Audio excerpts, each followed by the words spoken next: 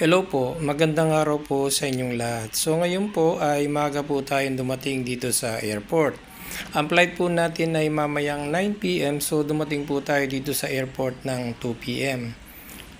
At ngayon po bilang isang OFW, tayo po ay mayroon po tayong pre-access doon po sa OFW Lounge. So ngayon po yung OFW Lounge ay nasa departure area. Ano po?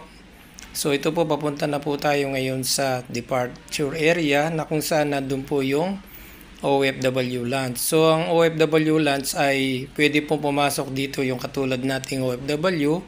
So ang kailangan po natin para makapasok po dito ay yung pong ating OEC, ang ating pong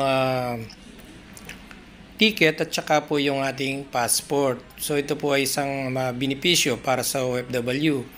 At syempre po pwede pong iwanan nyo nga yung mga bagahe dito po sa labas at bibigyan po kayo ng number. So yan po yung naging number natin. So ito na nga po at nakapunta na po tayo dito sa loob ng OFW Lounge. Ano po? So ito po yung loob ng OFW Lounge. Kung makikita nyo po, marami po tayong kababayan na nandito. Yung naghihintay po ng flight at saka po yung mga naghihintay ng even na yung galing sa ibang bansa at papunta na sa domestic flight nila ay pwede pong pumunta rito. So ito na nga po yung mga pagkain na available dito.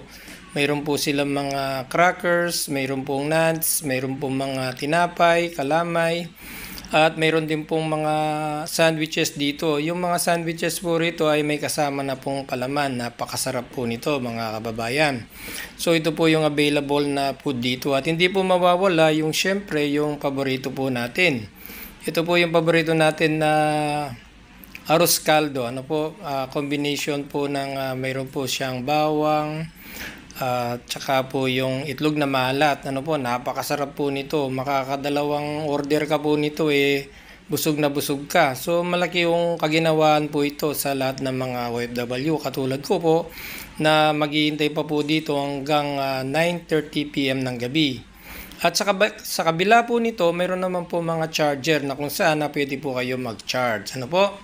At dito naman po sa area ito, ayan, makikita niyo po iba't ibang klase ng mga fruit juice at saka tubig. At siyempre, hindi po mawawala yung kape. Mamimili lang po kayo dyan kung ano po yung kape na gusto nyo. Isang pindot lang po yan. Marami pong choices dyan. Ano po? So ito na nga po at papunta po tayo dito sa kabilang area. Ayan, makikita po natin yung ating mga kababayan ay talagang relax na relax sila. Ano? Dito sa kabila naman po, ito po yung charging station ulit. Ano po?